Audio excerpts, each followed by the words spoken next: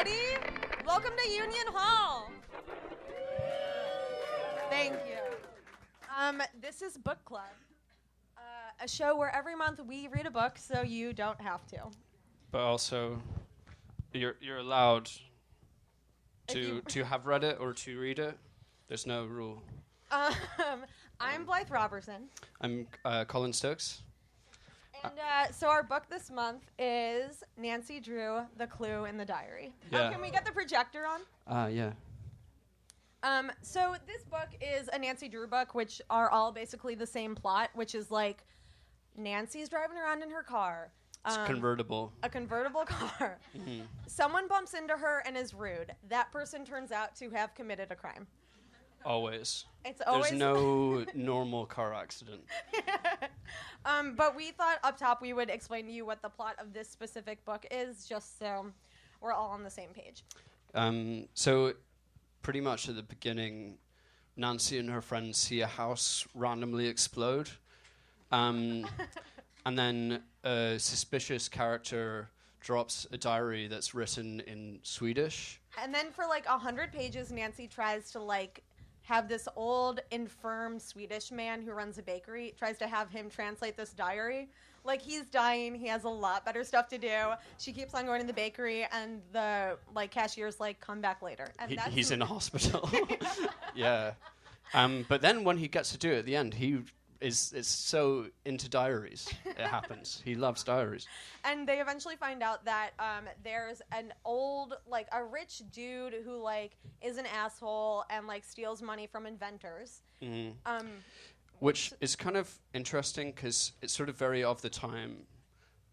Do you guys know a lot of inventors? There are at least 20 inventors in this book. It's like 80% of the characters are inventors. So yeah, they have the Swedish guy find out that this inventor was like the guy who was running away was good, and this rich guy was stealing money from him, and they exculpate the inventor and they catch the rich guy. Yeah. We're going to talk about Bess. Oh yes. So I read these books when I was a little girl. How many of you guys in the audience read these books when you were growing up? Yeah. So, and I love them, and I'm glad I read them because, I mean, literacy is important. But there was something in these books that, like, never struck me as fucked up until I grew older and learned about feminism, which is how they treat Bess, Nancy's fat friend. Okay, let me just read you. This is literally the beginning of this book. Okay. All right. Chapter 1. A penny for your thoughts, Nancy Drew, said George Fane. You've been staring into space for nearly 2 minutes. And missing all this good food, added blonde Bess Marvin. The slightly plump, pretty girl reached for a third sandwich. And literally, the first 2 things you learn in this book are it's about Nancy Drew, Bess is fat. And it goes on for the whole book. She's, like, always sort of mid-bite and, like, eating food. And begs not to have to look for clues until she's done eating deviled eggs. Whereas Nancy eats a late, light supper. Oh my God. Yeah, exactly. The books are like teaching young girls you should be adventurous, you should be polite, don't ever eat food. It's crazy. Mm-hmm. And it's just like, it's not only food. For Bess, like, she gets made fun of because she wants to shampoo her hair. She's like, but I need it to wash my hair tonight. And Nancy's like, we have to look for clues. And at one point, Nancy's like, all right, we're all going to go look for clues. And Bess is like, I've already rescheduled my date with Jeff 3 times. And they don't care. Yeah, she really gets a hard time of it. Yeah. Speaking of dates, Ned. Ned Nickerson. You guys know Ned. He's like one of the main characters in the book. He's like Nancy's maybe boyfriend. Yeah. They are like, they're meant to be seeing each other, but in the book it just seems like seeing each other is like, you just see the person a bit more than you wouldn't anybody else. It's just seeing someone. Literally, in the book book, they like run into each other, and then later he comes over to her house, and this is the book where they meet one another. So they've seen each other twice, and already the dad is like, interesting, Nancy, that you're so in love with Ned Nickerson because he came over to her house one time. Mm-hmm. And also, like, they meet because they're both checking out a house that exploded that they have nothing to do with, which kind of makes sense. Like, that you would want to date another person who's interested in, like, obstructing justice. Mm-hmm. Vigilantism. Yeah. And he's also, he wears a college fraternity pin. Which is supposed to be hot, but for me, I was like, he's the villain of the story. And he's really strong. He pulls the bumper off of Nancy's car. And she's like, I'm into this, yeah. Yeah. And then there was an accident. It wasn't just random, like, I'm going to pull the bumper off. And at like at the end of the first chapter when they meet, he says, I wrote this down so I could quote it. You girls haven't seen the last of me. I know the road to River Heights. Don't be surprised if I follow it one of these days. And that's supposed to be hot. She likes that, so. And he's in the books for the rest of the entire series. Yeah. Yeah, another thing that didn't really strike me about the books when I was young, but now drives me crazy, is that Nancy doesn't have a job, doesn't go to school, spends all day solving mysteries that no one asked her to solve, which I just think is so, like, the best encapsulation I've ever heard of white privilege. Yeah. There's a sentence, the firemen barely succeeded in keeping the blaze from spreading to the outbuildings. And I was just like, outbuildings who are... Who has outbuildings? Who is so stressed about outbuildings catching on fire?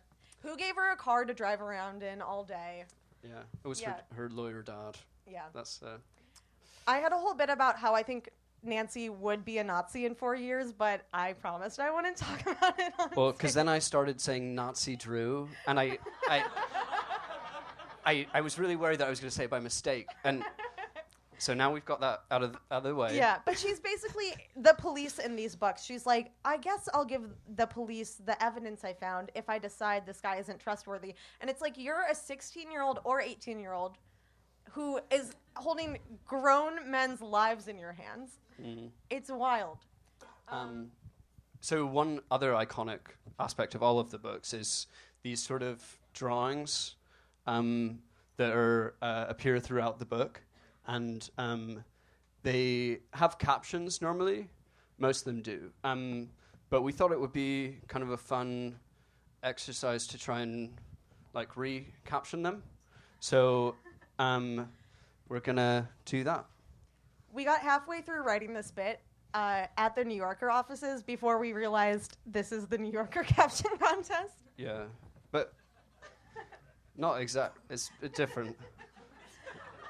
Slightly. Okay. Because I'm not judging it, I guess. Yeah. So here's the first one. Here's our captions. Yeah. Hey, I was going to dig that shit up. It's so interesting how he blends perfectly into the wall. Thank God I've got this lethal shovel. Hey, we have matching shovels. Yes, that's right. Dig your own grave. And then, welcome to Extreme Makeover Home Edition. The next one. So this is the house on fire. So the first caption is, holy shit.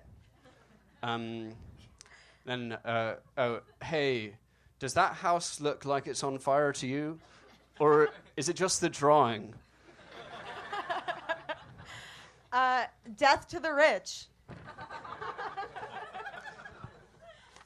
My finger feels kind of warm. Would it be crazy to drive the convertible through that burning house? Looks like the roof is about to go. Like this convertible. Because there's no roof. Looks like someone was having a heated discussion. Ooh. I took you here to show you what I do to my enemies. Can you turn down that new Talking Heads song, Burning Down the House? Okay. So this one doesn't have a caption, but we sort of think that there could be one. Get off my bumper, asshole. if I slam on the brakes at the exact right time, I think I can get the window to cut his head off. Does he realize this is a rickety wooden bridge floating on nothing? That one's a thinker, but look, it's not floating on anything. Right? Yeah. I think, do you want to do the next one? Mm-hmm. Oh, there also was, this is class warfare. Forgot about that. Okay. Stand back. I think this is Nancy speaking. Stand back. I'm booting this woman in the face. I know that veil is for mourning, but it makes you look like you're going to a masquerade party at a club in Midtown. I know that the woman... this is Bess yours, speaking. Yeah. This is Bess speaking. Yeah, that's right. Bess, who is meant to be like... Bess. So the caption is, I know that this woman is upset, but can I take a moment to point out that I'm supposed to be fat, but we're all super thin? That is not how you help someone out of a car. And then, I know I shouldn't have looked at my phone so much in the car. I'm car sick. Truth and comedy. Okay. How dare you say that about my suit?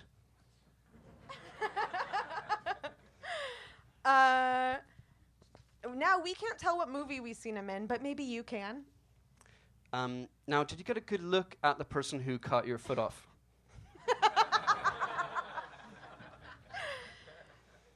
All right, so we're just simplifying these stories by letting Nancy Drew look at people and decide if they're good or bad. If they're good, they can date Nancy, but if they're bad, life in jail. That's actually the plot of the books. And then, here I've got them. And then, wait a minute, my sandwich was on that chair. Oh, yeah. That's a Colin Stokes original. That was mine. I'm sorry I didn't get to say it. All right. And then this is a new one where Nancy's speaking. This is actually the guy who does the diary translation. He's recently returned from hospital. So the first one's, it's a book called Nancy Drew. Ever heard of it? Dope moleskin. Honestly, those rolled cuffs and loafers are very fresh for someone your age. Oh my God, did you know that you're balding? And are those leopard print pants? You are crushing it so hard. Hey, so when did you get that painting of a boat? Are you awake? And then finally, am I awake? So those are our captions. Yes. Thank you so much for Thank you to for indulging us. So now, not only in book club do Colin and I talk about these books that we read, but we have some great comedians come out and talk about them or whatever they want to talk about. And our first comedian is so funny. He has a half hour on Comedy Central. Please give it up for Joe Zimmerman.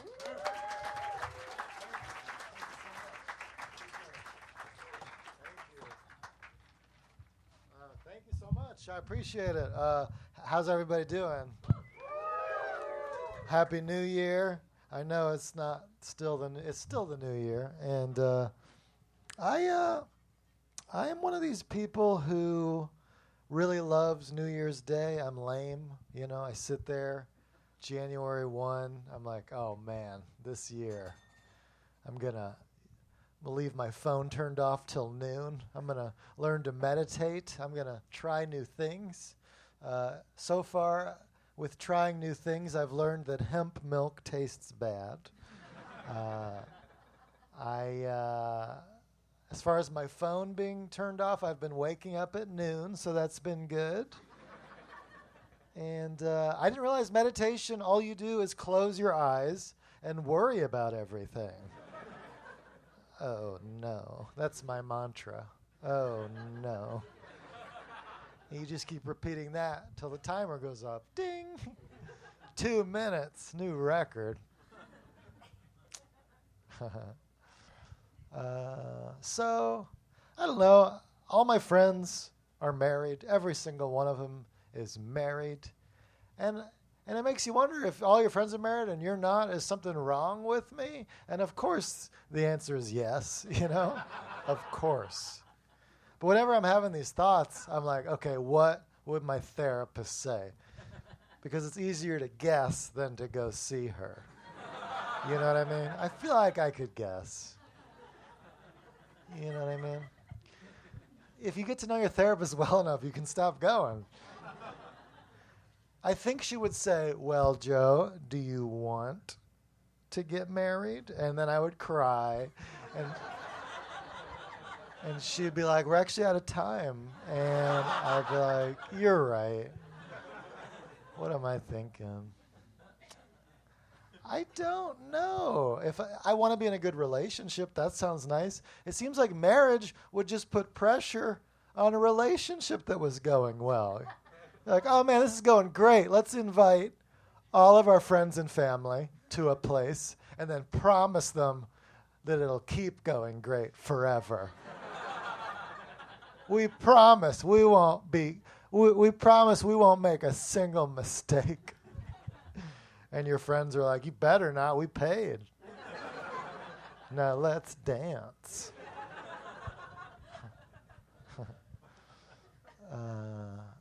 Yeah, I don't know. It's tough. I think I am ready to get married in the sense that I am tired of meeting new people. It's not that I don't like new people. It's just I feel myself answering the same questions. It feels kind of like deja vu. Like, where are you from? I'm like, I've been here before. Sometimes I'll mix up my answers just to have more fun. But then I'm just lying. Like, yeah, I'm not from Oregon. I was just tired of talking about West Virginia. But I've been trying to do new things. You ever take up a new thing and then you realize you didn't? Like, you'll see somebody a month later, they're like, oh, yeah, how's yoga going? And you're like, what? You're a big yoga guy. Yeah. Oh, yeah, I thought that was something I did. But I never did that.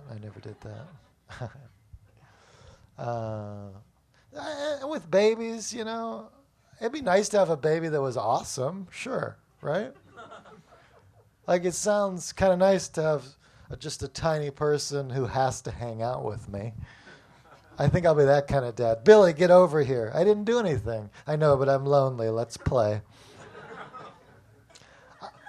I would want a baby that was talented and athletic, you know, or one that grew up and cured cancer, and like I had cancer, and I'm like, good thing I had that baby.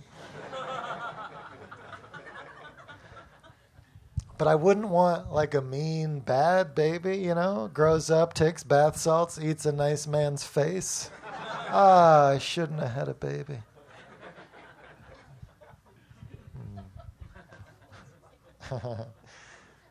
People always ask you your horoscope. I'm a Scorpio, which is a bad first impression. People go, can't trust Scorpio. So I just say I'm a Libra, and then they're like, oh, you're very trustworthy. And I'm like, yeah. It's pretty sweet being a Libra. We are good. Which is the most Scorpio thing you can tell someone, that you're a Libra.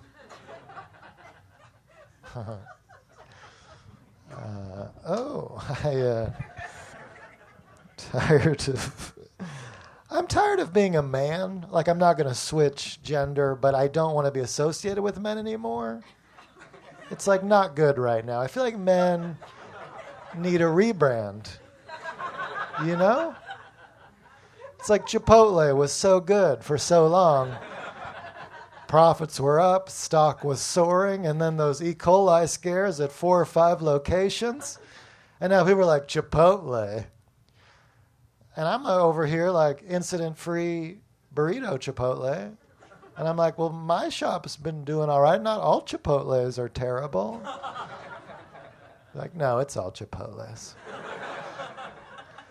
And I don't know, like, do I need to put a sign over the Chipotle sign, like Joe's Independent Burrito Store, Joe's incident-free taco stand? I didn't mean it to be an innuendo on that one. I really didn't. Yeah, and I don't know. I grew up with the women's empowerment movement with my mom. You know, it's words of strength. Women are fierce, hear us roar. Women are strong, women are powerful. I want to start a men's disempowerment movement. It's like, we're actually we're pretty weak. We can be pretty emotional. I cried 3 times at Lady Bird. I love cake pops. But we're not in a place where I can admit that outright. I have to get my coffee and then be like, just kind of like, let me take a look at the glass case. Huh, what's that?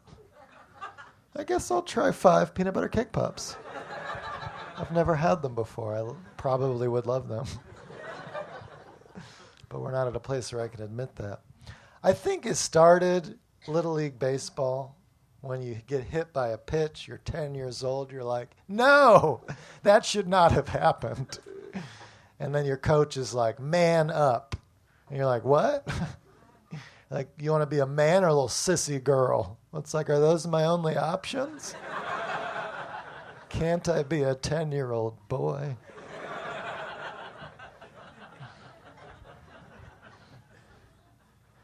I remember the moment I learned that the sun is also a star. I was 27. Blew my mind. And I was watching Neil deGrasse Tyson. He was saying that there's 10 times more stars in the universe than all the grains of sand on Earth. I was like, who counted the sand? That is a lot. Deserts, beaches, Zen sand gardens. And then I remembered I saw a guy a few years ago on the beach. He was looking down, sad. I said, is everything okay? And he looked up and he was like, "Dah!" I was like, that was the dude. I think I set him back. You know? I feel like early humans must have only talked about the weather, living through the Ice Age. Woo! This Ice Age is killing me. Yeah, both of us, we're dying. Good thing we figured out fire. That's been a real lifesaver. Back in my day, I had to train a wolf to snuggle to stay warm through the night. And if it snuggled, it was your dog. And if it attacked you, it was still a wolf.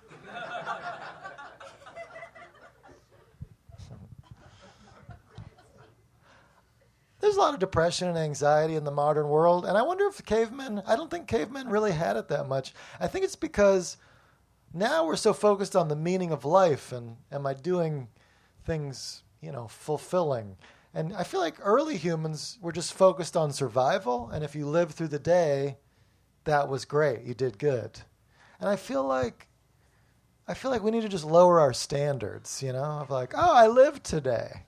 That was good. But I think what really screwed it up for us was obituaries, It lists all these things. People, he was a philanthropist, wrote a novel, 4 kids that love him. Like, I got to get my shit together. I got to build up this death resume, It's a lot of pressure. But I really don't understand money. I think that's one of my biggest issues.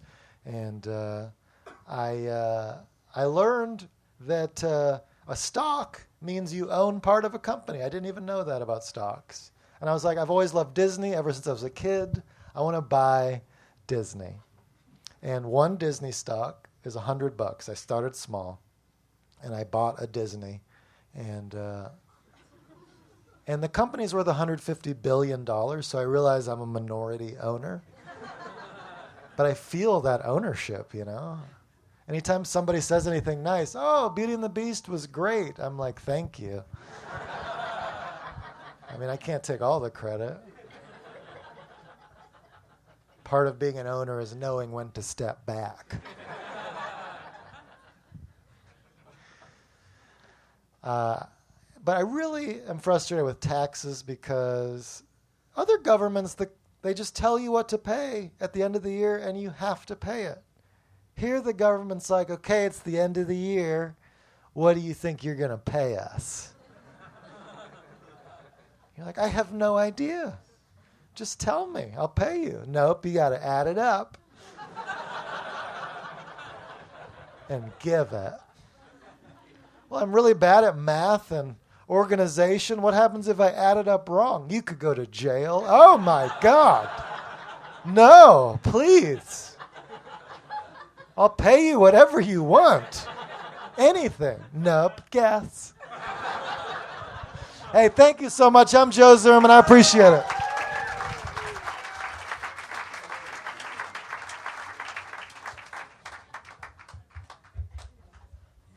Thanks so much, Joe. That was great. Hello.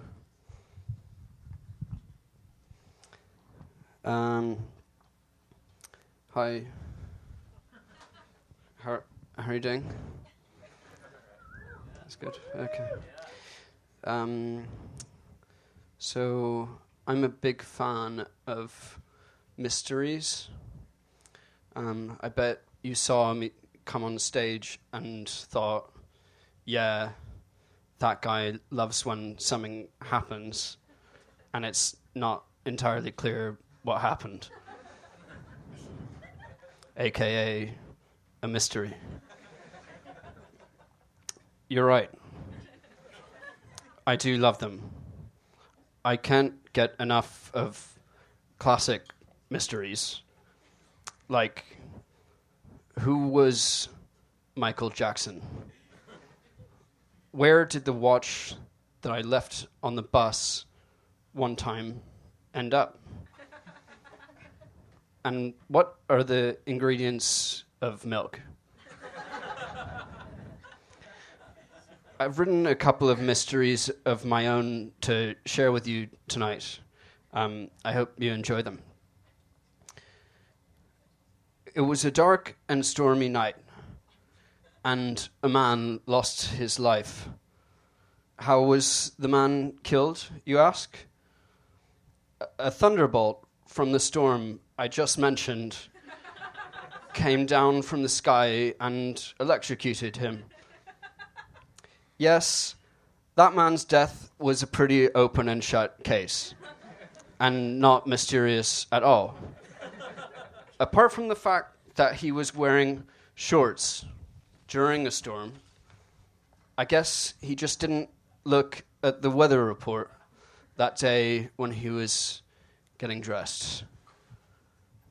According to the Federal Trade Commission, I am obligated to inform you that this story has been sponsored by Dark Sky, the weather application. Dark Sky is now available on the App Store. It's a great way to inform yourself about weather and to avoid being killed by lightning. Here's another mystery that hasn't been sponsored. That's about a detective solving a mysterious crime. Mr. Bean strolled into the mansion.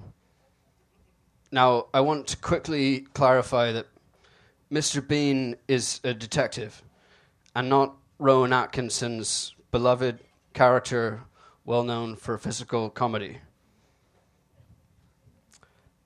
Back to the story. It was immediately clear to Mr. Bean, the famous detective, that a murder had happened in the mansion. He could sense it in the air. Also, he'd received a phone call earlier that day asking him to investigate a murder there. Plus, everyone looked really bummed out about something. Probably the murder, he thought.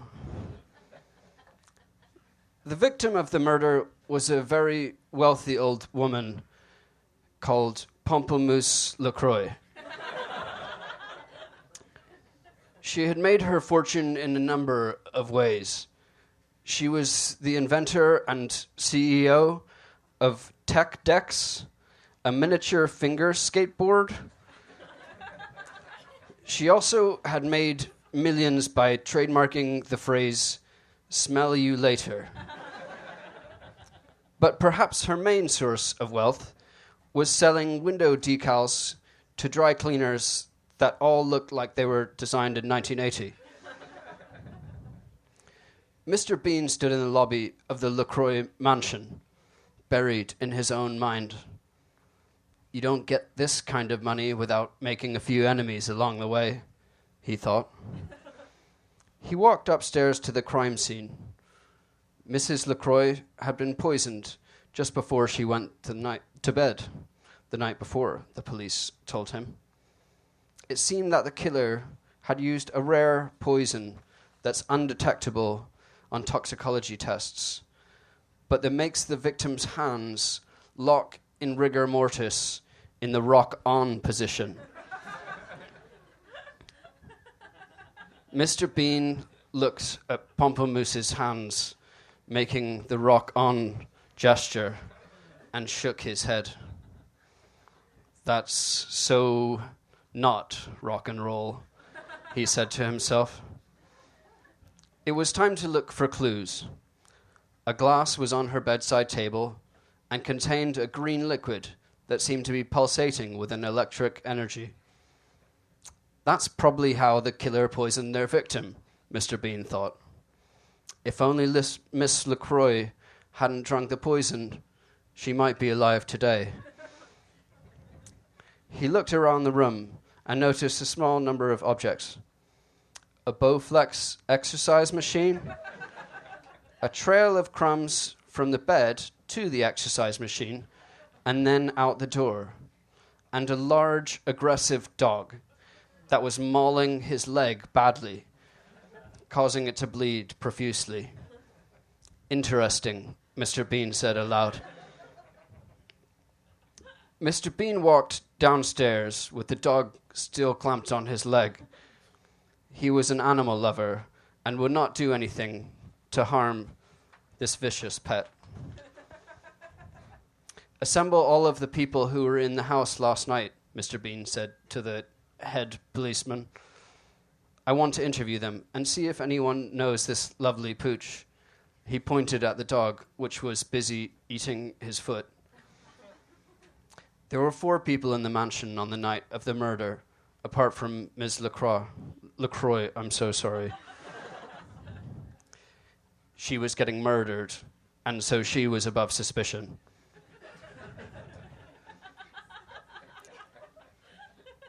One suspect was her lawyer, Bob, a middle-aged man with salt and pepper hair and a curious scar across his face, 2 lines running parallel to each other. Mr. Bean asked the lawyer about the scar. He told him that it was from a tech deck, the miniature finger skateboard Miss LaCroix had invented. As a child, a malfunctioning tech deck finger skateboard had become sentient and attacked Bob with its wheels. It then killed Bob's parents. Instead of a financial settlement, Ms. LaCroix brought, I didn't even get that wrong that time. Ms. LaCroix brought him into her mansion and raised the scarred boy as her own. Mr. Bean wondered if Bob was still angry about the whole sentient skateboard thing, and if he held Ms. LaCroix responsible for scarring him permanently and killing his parents. That could be a motive for sure, Mr. Bean thought.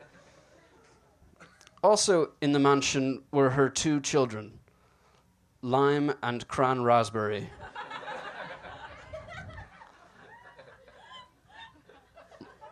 Lime LaCroix and Cran Raspberry LaCroix both stood to benefit from their mother's death. They would inherit her fortune. And they probably resented her for giving them first names that matched up with LaCroix flavors. But nothing else connected them to the crime. And then there was the butler, Manchego Barata. He was extremely muscular and had a big diamond brooch and constantly ate cheese and crackers, hence his nickname Cheesy. Also, his actual name was 2 different cheeses, so it worked quite well. After his interviews with the suspects, Mr. Bean moved around the living room on his crutches. The dog had completely eaten his left leg by this point. "I know who the murderer is," Mr. Bean said.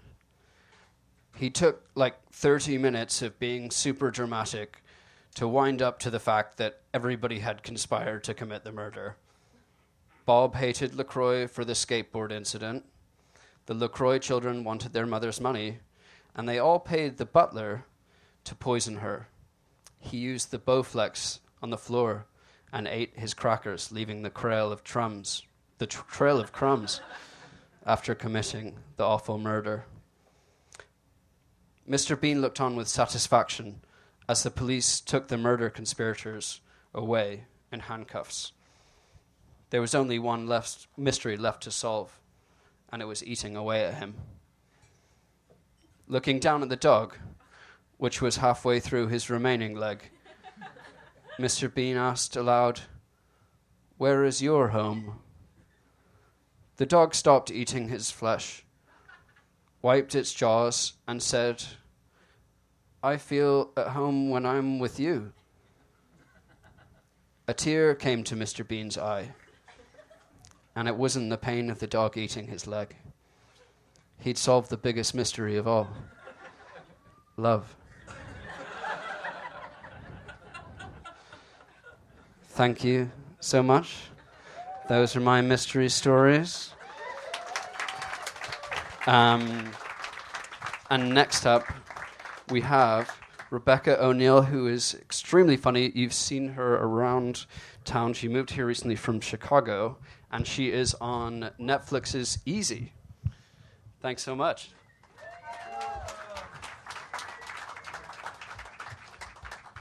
How y'all doing? Clap it up for your host real quick, Colin.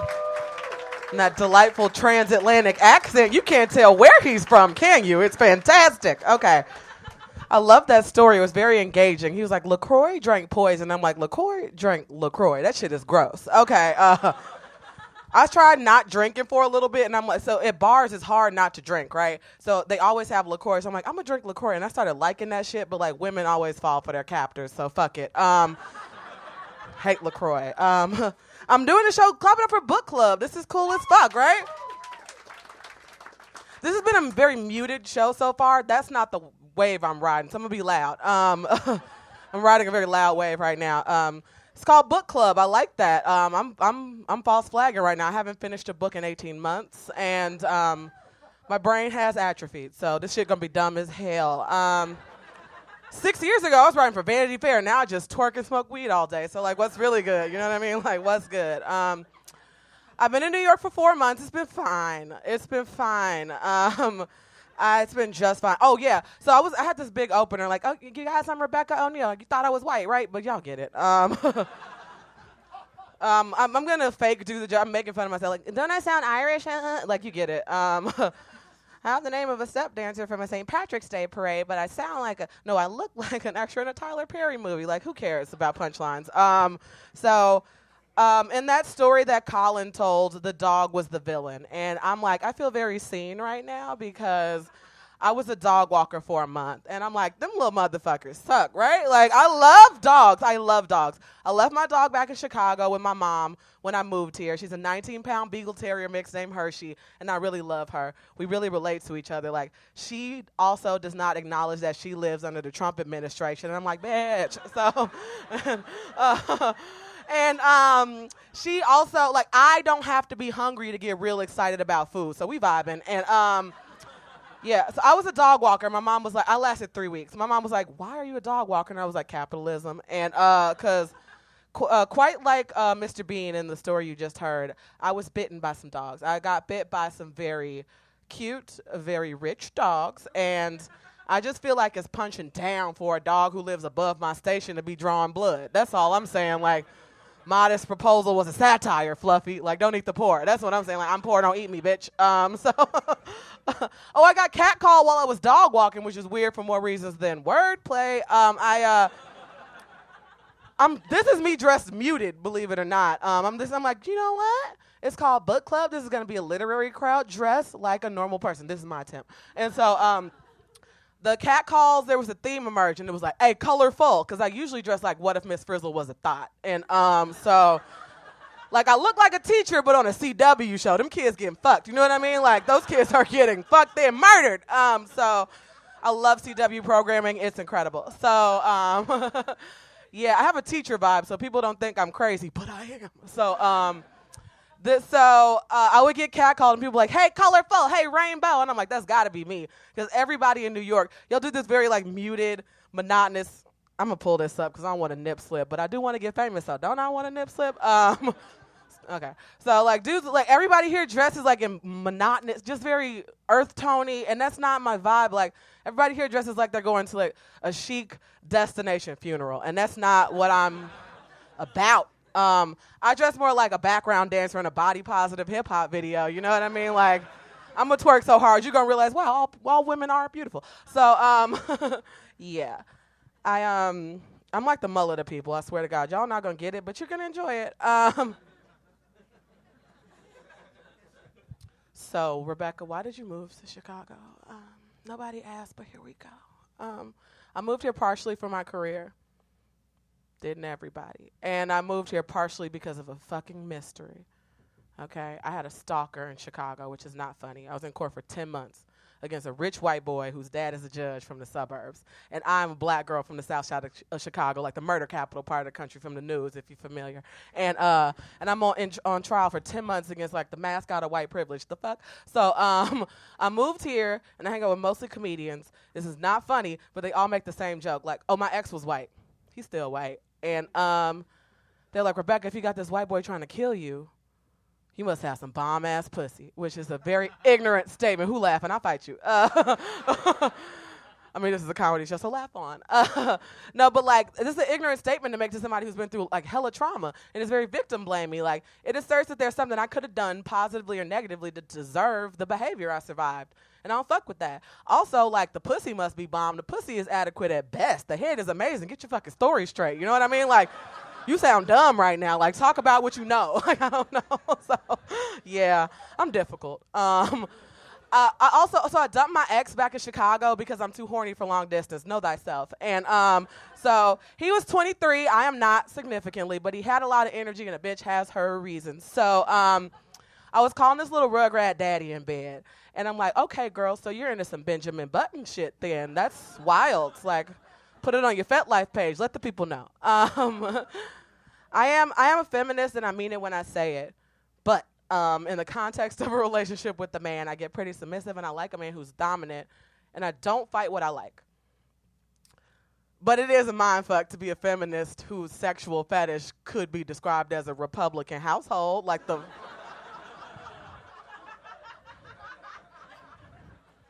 Oh, you can get whiplash from cognitive dissonance. New information. Okay, like, there's a lot going on in my brain and my pussy. Anatomically baffling. Okay. So I told him I'm moving out of state. I'm moving across the country. We should move on. We should both move on and live our third best lives. And he agreed. So I'm like, we should move on. And then he did. And I'm like, the gumption, the gall, the nerve. So again, I'm a feminist, and my feminism is intersectional, and it includes everybody except the bitch my ex is fucking right now. Like, how? You know, how many rights does a bitch need? That's all I'm saying. That's all I'm saying. That's all I mean by it. It's just, you know, Cause, you know what I mean? Like, I want to level the playing field, so I'm going to pass around a petition taking away her right to vote, because fuck her. So I'm a feminist, but, like, to a point. You know, there's a point. What do I like about New York so far? It's going to be so short. Don't awe me, bitch.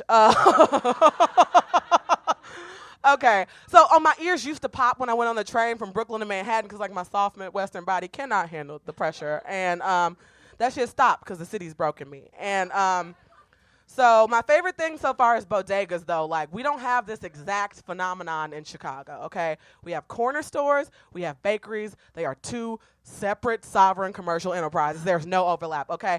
At a corner store in Chicago, you can get the basic shit.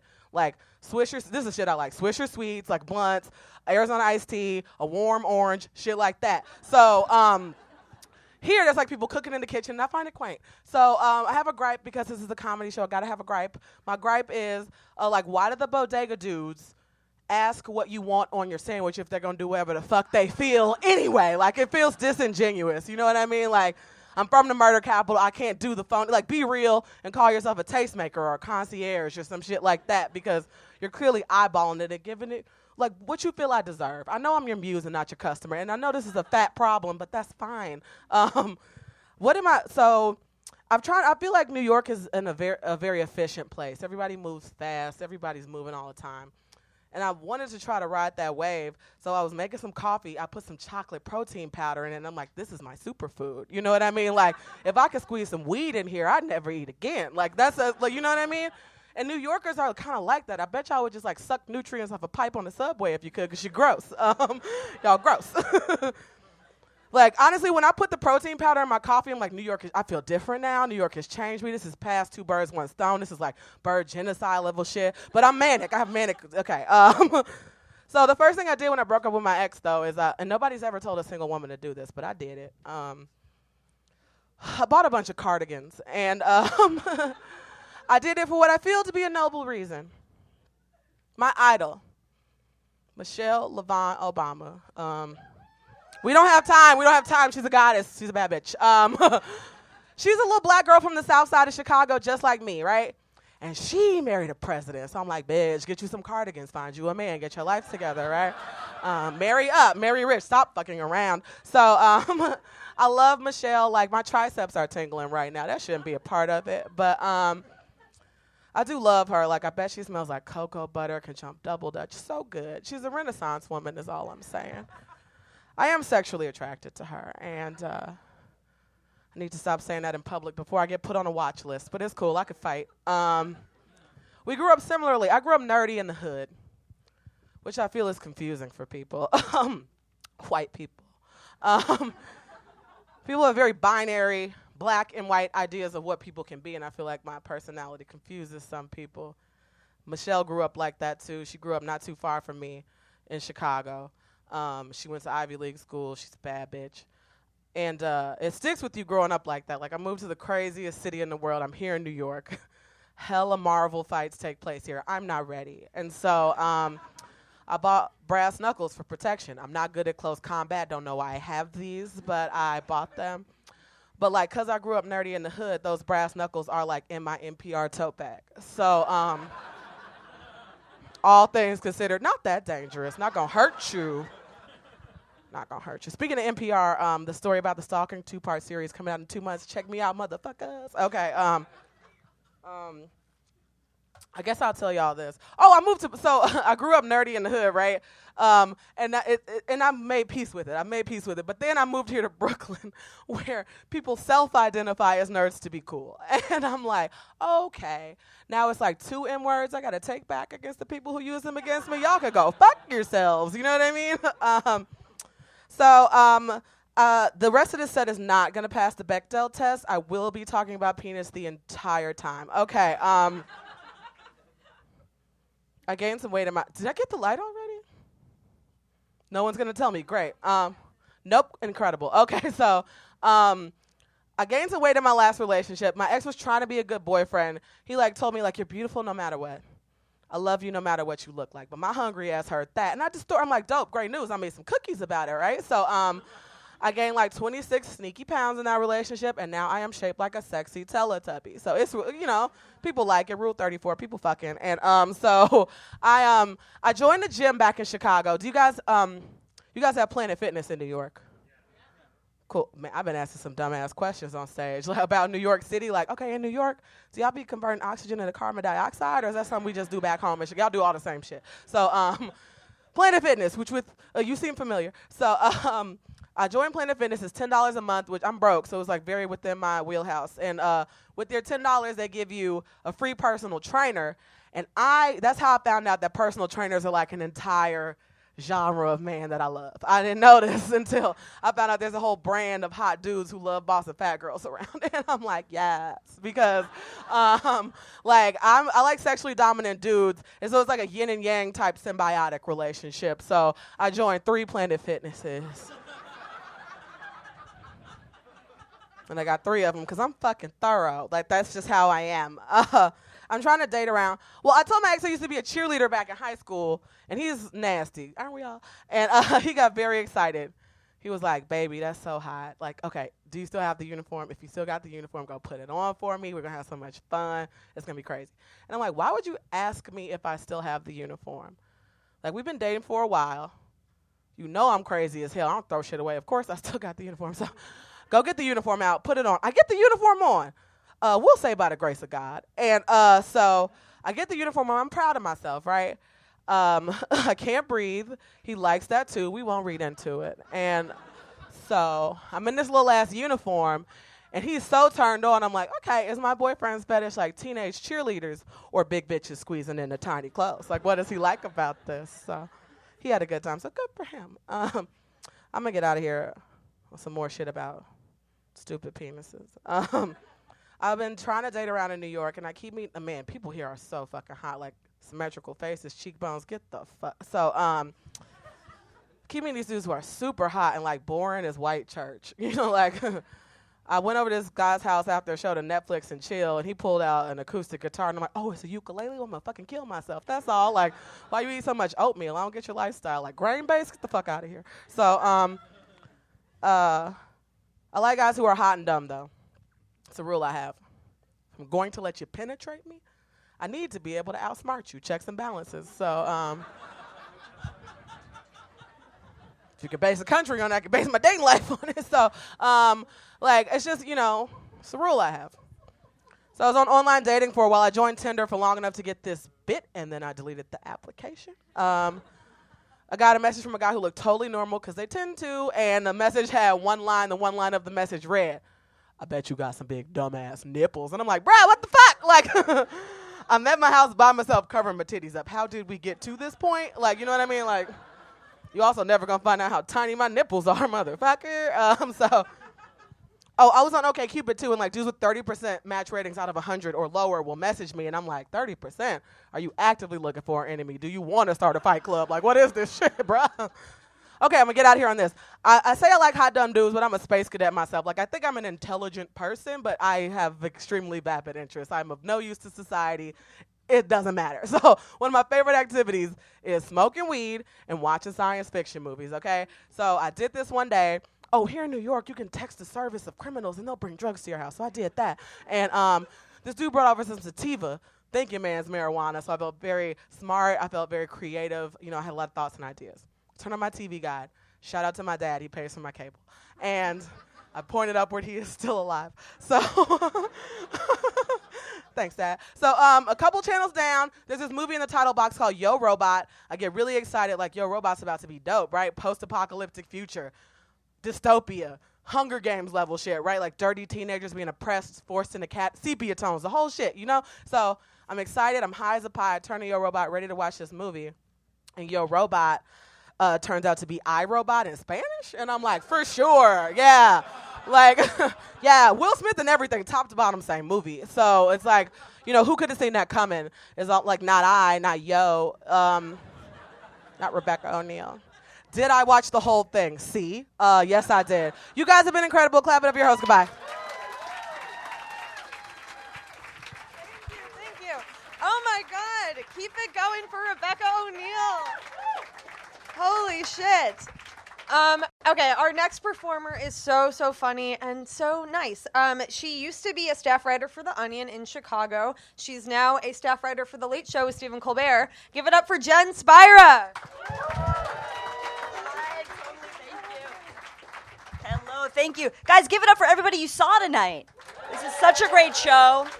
Oh my God, I love Blythe. I've worked with Blythe for like 5 years, and she's just really cool. Give it up for Big Dumb Nipples! Woo!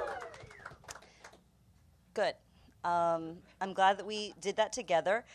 Okay, so my real situation is that I'm getting married in June, on June 9th. Anybody else currently engaged?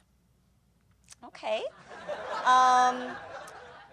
And I can't, honestly, I really thought that I wasn't going to go for like I thought that I wasn't going to get like a normal bridal dress, and I wasn't going to care about flowers and all this stuff, but I'm ending up caring about all of this stuff, and I'm really ashamed of myself.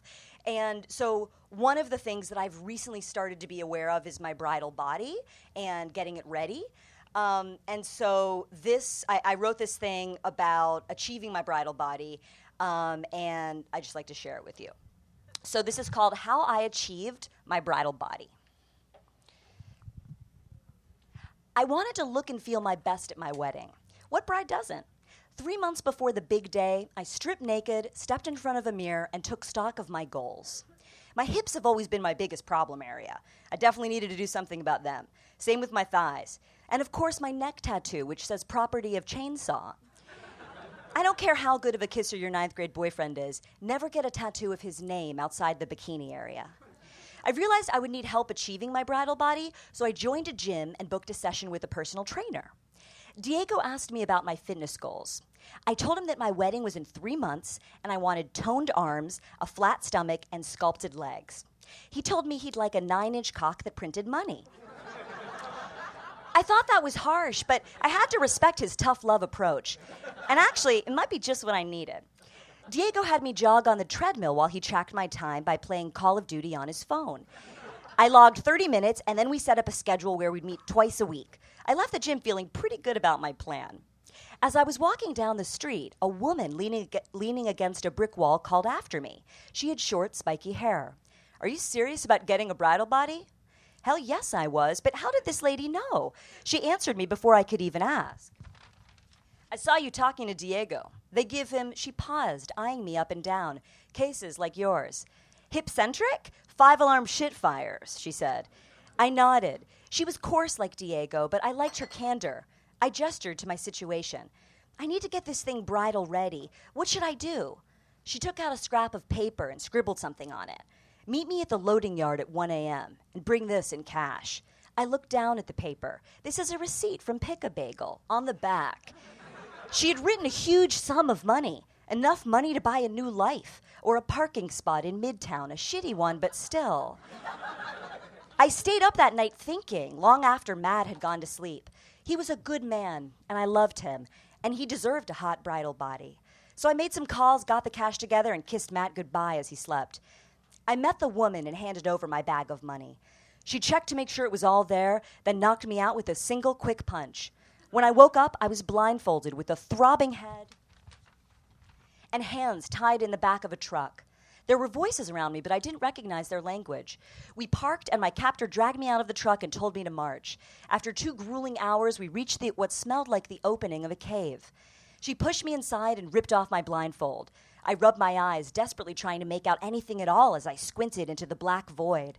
Slowly, I started to make out shapes. There were about 40 women training in a cement studio. Sagging abs, crappy triceps, not a clavicle in sight.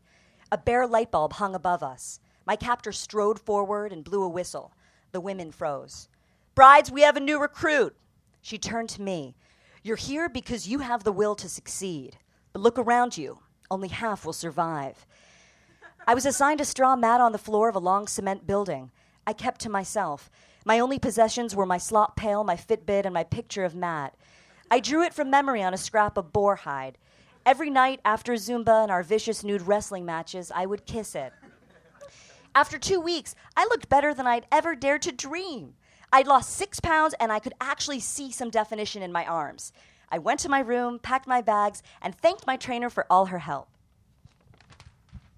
When I woke from the beating she gave me, my trainer told me I wasn't even 5% of the way through the program. For starters, I needed to drop my BMI by 40%, add 11 pounds of muscle, and 6 pounds of primo titty fat. I wouldn't know when I was done. I would be told. I couldn't believe it. I was going to look so amazing on my wedding day. Later that night, as I rubbed a numbing poultice into my wounds, a thought niggled in the back of my mind. When I was through with the program, I was going to be really hot. In fact, I would probably be so hot that I didn't really know if Matt and I would make sense anymore. I mentally scrolled through the men who would be left in my league, and all I came up with was Zac Efron, 90s era Denzel, and the Travago guy. I sat for a moment and pondered the absurdity of my situation, training for a wedding that would be rendered obsolete by my very training. But I decided I had to see where this journey would take me. 7 winters passed. One morning, I almost lost it all. I was doing my daily training of moving boulders up and down the ravine. By now, my arms were incredibly toned, and I got giddy when I thought of how perfect they'd look in the lace bolero I planned to wear when I eloped with Emmanuel Macron. My trainer, Ashley, monitored my progress from the watchtower, shouting death threats to keep me motivated. Rolling the boulder down a corner of the ravine, I was suddenly briefly out of sight of the tower. My body cried out from fatigue and hunger, and I made a quick decision. I had hidden a meal pellet inside myself for just such an opportunity. I devoured it, luxuriating in its foodie crunchiness. Then I grabbed the boulder and hurried back up the side of the ravine. Ashley was waiting for me there. What were you doing in the ravine? My thoughts raced wildly, searching for any excuse. The punishment for disobedience was death. I was doing extra calf raises. She smirked at me. Let's see what Leader thinks of that. Ashley turned and started back for the compound. I knew I had no choice. It was her or me. I lunged for her legs. At that close range, their definition made my eyes mist with respect. She was quick and grabbed for her dagger. We wrestled on the frozen ground, grunting and growling as we tore at each other like wolves. Finally, I grabbed a nearby boulder and delivered a death blow to her skull. When I looked up, my face dripping with her blood and mine, I realized we were surrounded. Leader and the other brides began to clap. You are ready, Leader said. You have completed the program. There is no satisfaction like revealing your bridal body to your groom after 7 years of hard training. Even though I was going to start my new life with an AI hybrid of Timothée Chalamet and Idris Elba, I figured Matt at least deserved a look at my bridal body. So I decided to pay him a visit. When I got to his house, I was surprised to see that Matt wore contacts now. And his hair was a little thinner. And he had a wife and 2 sons. I thought you were dead, he screamed. I was prepared for this moment. The program taught me that reactions to my bridal body would be extreme. Where have you been? You disappeared. You fucking disappeared 3 months before our wedding. We had a celebration of life ceremony for you last year. We just unveiled the headstone. You're legally dead. A woman walked up beside him. She had kind eyes and underdeveloped delts. Oh my God, she murmured, staring. It's her. Matt started to cry. The woman wrapped her shitty arms around him. She looked at me with pity in her eyes. Leave us alone, please. The truth is, I was anxious to get out of there. Bridal bodies only have 12 hours before they begin to atrophy, and I still had to find and wed Timothée Elba. By piecing together visual clues from his Instagram, I was able to locate his apartment. But as I was shimmying up a storm drain to greet him, I heard police sirens. Later at the precinct, the cop said I could make one call. I couldn't believe it had come to this. I'd worked so hard for this day, and here I was, locked away in a cell, watching it all fall apart before my eyes. There was only one person I could turn to. I winced as I dialed the number. After everything I'd put him through, I had no idea if he'd even take the call. But to my relief, he said he'd be there as soon as he could. As I walked back to my cell, I caught a glimpse of myself in the window and saw that my body had sagged fully back into its pre-bridal form. I hung my head in shame. 20 minutes later, the cop said my visitor had arrived. I looked up as Chainsaw walked through the door. You look fucking hot, baby. Want to scarf some dumpster bagels and then puke off an overpass? I looked into his eyes, and in the presence of God, the police chief, and the junkie sharing my cell, I took his hand and said, I do. Thank you.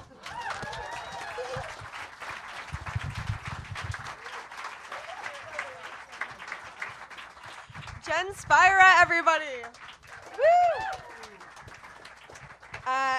Okay, I also wrote something for you guys. I really got caught up on Bess, so I just was like, Bess should have her own series. So these are some mystery books about Nancy Drew's fat friend, Bess. The Secret Hallway. Bess had just sat down to a sandwich she made herself when she gets a call from her slim Type A friend, Nancy Drew. Nancy has just discovered a secret hallway in some random person's house and needs Bess to come see it for some reason. Bess is like, can you give me a minute? But Nancy can't give her a minute. Bess puts the sandwich in the fridge for later, but it's not as good later when she eats it. The mustard has seeped into the bread. The Secret Dresser. Bess is eating soup at a restaurant when she overhears that a large inheritance badly needed by a poor family may be hidden in an old dresser. Before she calls her friend Nancy to investigate, Bess finishes the soup. I mean, she already paid for the soup. Bess, Nancy, and George find the inheritance, and it literally makes no difference that they got started 15 minutes later. The mystery of the hidden hideout. Nancy asks Bess and George to help her investigate a mysterious building, but Bess declines because A, property laws, B, no one asked them to do this, and C, it's too dangerous. Nancy breaks into the building anyways. Does Nancy have a death wish? Bess makes a mental note to ask her later if she's doing okay. The secret of the safe deposit box. So somehow Nancy has befriended an old woman whose heirloom jewels were stolen. No one knows how. Where does Nancy find these people? While interviewing the woman's maid on a steam-powered riverboat, again, Bess has no idea how this is happening, Bess meets a new friend named Joan. When Bess suggests grabbing lunch, Joan doesn't laugh at her for wanting to eat. This has literally never happened to Bess before. The secret on the ski slopes. Bess does some serious thinking on whether she needs to cut some people out of her life. The clue in the manuscript. Nancy, Bess, and George spend 2 entire months tracing the origins of a manuscript, which contains coded instructions to a buried cache of fully appreciated government bonds. And it's, fine that they did this. Bess definitely, felt good when they found the box, but was it worth 2 months of her entire life that she'll never get back? I don't know. Bess's mysterious book choice. In this book, Bess reads The Beauty Myth. She starts to think about whether she should go to college to study women and gender studies, instead of spending another year post-high school doing nothing, just killing time between phone calls from Nancy Drew. The clue of the ship in the bottle. Bess sits this one out, and she just eats deviled eggs, and no one gives her shit for it. And then finally, the curious fire mystery. Bess is driving to her first week of college classes when she passes a burning house. Huh, that's weird, Bess says, and she doesn't, for a second, stop to investigate. The end. Thank you. So we have one more performer for you. He has appeared on Inside Amy Schumer. He does stand-up all around town, and he's recording an album here at Union Hall on February 16th. Give it up for Nore Davis.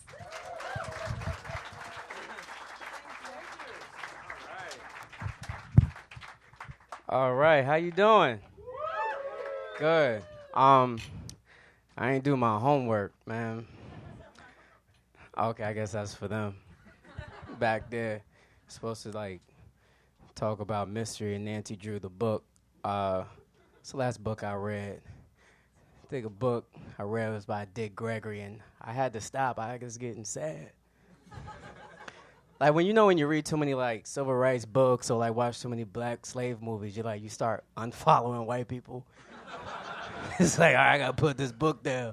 Now I'm going backwards. Mystery. Let's see. Here's a mystery. I'm from Yonkers, New York, so I'm trying to figure out how to get back home. It's so far. I didn't realize Yonkers was far until I took an Uber from Brooklyn to Yonkers. It was so far, the driver was like, yeah, man, you out here. I'm like, I got a credit card. You going to get paid? He's like, yeah, but I got to go back. I've never been in an Uber ride where the driver was rethinking his life choices. He was pissed. I was just like, I got to give him some motivation because he about to cancel this trip on me. So I'm like, look, man, we going to get there together. He's like, nah, man, I should have listened to my mother. I'm a dentist. I shouldn't even have this side hustle. It's a side hustle. Unnecessary side hustle. Oh, man, I'm 50-50 for the driver. Because I just found this out. Did you know, once you get in the car, they don't see your route until you get into the car? That's kind of fucked up. That would be one reason why I wouldn't take it. I'm driving, so I might get my car, put a body in the trunk. They're like, all right, Delaware. It's like, wait a minute. Hold on. Wiping his hand with blood. All right, let's go. There's no Uber boss on site. Who do I call? Do I just go with the ride and be an accomplice in this murder? No, it's fuck that. I get out the car and call a Lyft and go home. Lyft driver, how was your night? Man, let me tell you. Fuck Uber. I'm going back to Boston Market. I used to always like get a ride to the subway from Yonkers, but now I just found this new train called Metro North. You ever heard of this train? All right, so people don't know Metro North is like the subway, but there's no dicks. There's no dicks, there's no panhandling, it's clean, and it's $11. And the subway's $2.75. So for $8.25, you're treated like a fucking human being. You are a person. Cause you know the grind we on, the subway grind's doing our thing. There's always gonna be somebody like, hey man, do you have any money? And I always wanna tell them like, look, we're broke too. That's why we on here. Now what you need to do is go to Metro North. Them niggas got money. They paid $11.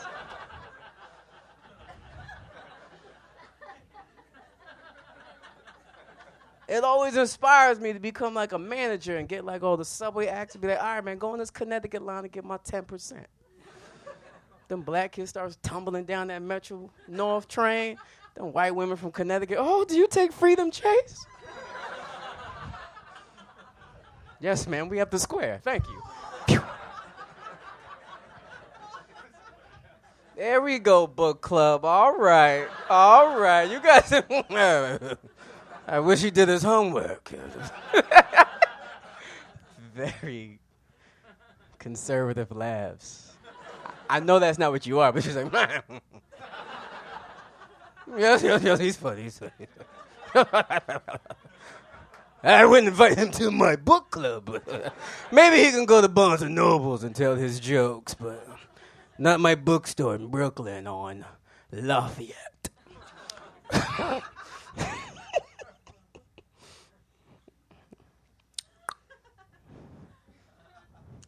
Like, I'm woke, but I try not to be too woke. It's exhausting. Cause like when you're too woke, it's like, I want to go to sleep. But you can't sleep because it's like, nah, they want me to sleep. I gotta stay woke. Why they put salt and chapstick, nigga? I know what they doing. Up all night. Shit. I always try to think like what level of woke I am. Probably like a King or a Colin Kaepernick. Not a Jim Carrey woke. That's ridiculous. He look like Forrest Gump. He about to start running in a bit. We just gonna follow him. Yeah. Tell me about the mask. I just started running. I see what he tried to do there with that joke. Not my cup of tea. Next one. All right, I'll try again. Sorry. All right, how about a black joke? Joke's on you. Too woke for that shit. I don't have one. Yeah, like yeah, so I try to have fun, but then, your brain just gets like so conscious, socially conscious with everything. Like I'm conscious on masculinity. Like I'm trying to help my boys get rid of that word. Like just be a good person. Like fuck, I'm a man. Like I got my homies like that. Like yeah, I'm a man. Like it's like nigga, just cry. It's okay. Like fella, you gotta cry. Like if you don't cry, you'll kill somebody. I cry, like I can't do it on demand like an actor. I just watch movies that activate it. Anything that Pixar made. That movie Sing, that really got me. That shit's sad, B. Like, it's not even sad. I think it's just the part where the gorilla, silverback gorilla went to go. This nigga ran out of jail to go tell his son he loved him. I was like, ah! And then that's my trigger. If my dad would come in here like, I love you, I would quit stand-up. It's over. Had a good time. Thank you. What happened No, I mean, like, that's part of the joke. Damn, y'all. Woo, y'all niggas know how comedy works? Woo. Yeah, this might be your first time. Yes, bye. Oh, this Barnes and Noble. Barnes and Noble's Negro is back. Shit. But he doesn't buy a book, he just browses. Reads it on the carpet and leaves. I do. Barnes and Noble, that's the high-class library right there. They don't give a fuck. Me and my daughter been there the whole time, get some education and leave, just walk out. Papers all creased and shit. Get it Danish, chill out. You go to public library, you know how that is. You have a card. What the fuck? Why are you wasting plastic? Don't nobody care about no card. You got some fun. All right. I'm having too much fun, it feels like. I'm sorry. Let me bring it back. Yeah, my daughter's dope. She's 5 years old. That's the homie right there. She, I like her loyalty. You know, like, why is that funny? Yeah, you know how, like, toddlers are loyal where, like, people are like, always bring him around. I want to see him. And I'm just like, she don't fuck with you. Not bringing her around. She been on this earth for only 5 years. All she knows is mommy, daddy, and grandma. Everybody else can die for she knows. It wouldn't even faze her. Every time she sees she doesn't see my dad that much, but every time she sees him, she's like, you know this nigga? I'm like, yeah, later, that's your grandfather. It's like an episode of Power. Like, I'm Ghost and she's Tommy. You know this motherfucker Ghost? Have you seen him? That's your grandfather. Put the gun down. Now, I ain't never seen this motherfucker in my life. I'll shoot him right now. No! That's your grandfather. Put the gun down.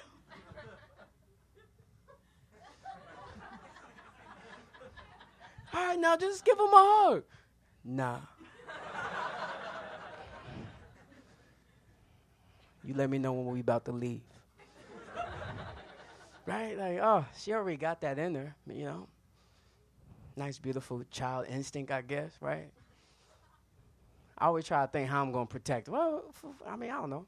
I don't believe in guns. I'm not going to get a gun. I'll probably, when she gets 11, I'll invest in some bow and arrow lessons. I don't know why black people never got into archery, man. You can buy it anywhere, you know, and they gonna get pulled over by the cops. It's a sport. Shit. That's what I would do. I'd be on the corner selling my work. Somebody come by like, yo, this my block. Oh, word? Archers! Oh, shit. Cops come by. What happened? I don't know. Nigga called an arrow. I don't know. I was just standing right here, officer. Cops leave. Yo, good looking, Trey. I appreciate you, my nigga. Yo, you know I got you, fam. You know I got you. That's really it, man. I just can't wait till the day she introduces her boyfriend or even girlfriend, you know, to me. And I just want to say, like, oh, that's nice. Why don't you come in the backyard and hold this apple real quick? So how long you going to be taking her out? Oh, I don't stop shaking. My daughter, you shining your hours? I don't know this motherfucker Ghost.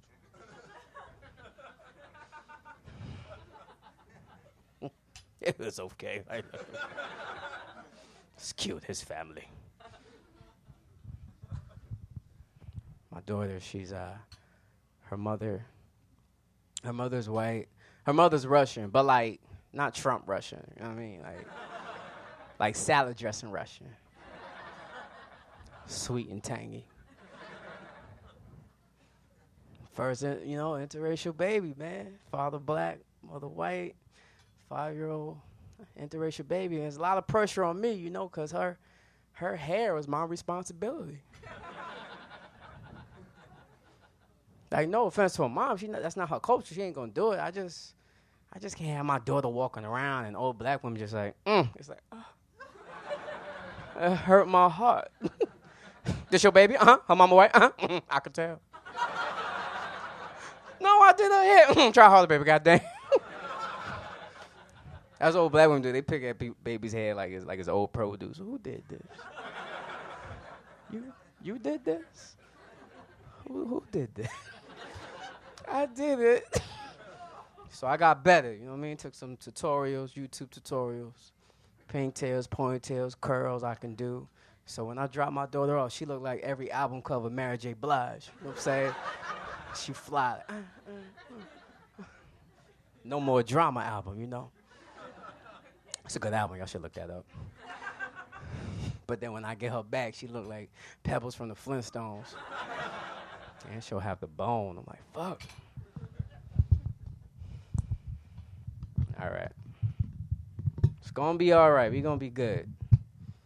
We're going to keep enjoying our books and stand up. Yeah, I'm recording an album here, but like I won't be doing any books and shit. I'll be talking ignorant. And some wokeness that I don't like, ugh. Like even, like a touch of politics. I try not to get too much into it because it's just so, over it. Like I don't even want to say his name, you know? It's just like, I worry about the connection with the supremacy. That's what I worry about because I'm just like, what do they want? Like, what do you want? You lost a long time ago. What do you want? Because I get over it. Black people out here, Jewish people out here, Muslim people out here, gay people out here. What do you want? Because I'm not going back. I have too many sneakers. I'm not going back. You crazy? You know how much shipping would cost? Pull on my sneakers on the cargo ship to Africa. Then they get lost at sea. Now I'm in Africa with loafers. I'm not doing that. Where are my Yeezys here? This has been great. I hope you had a good time. Enjoy the rest of your night. Have a good night. Thank you.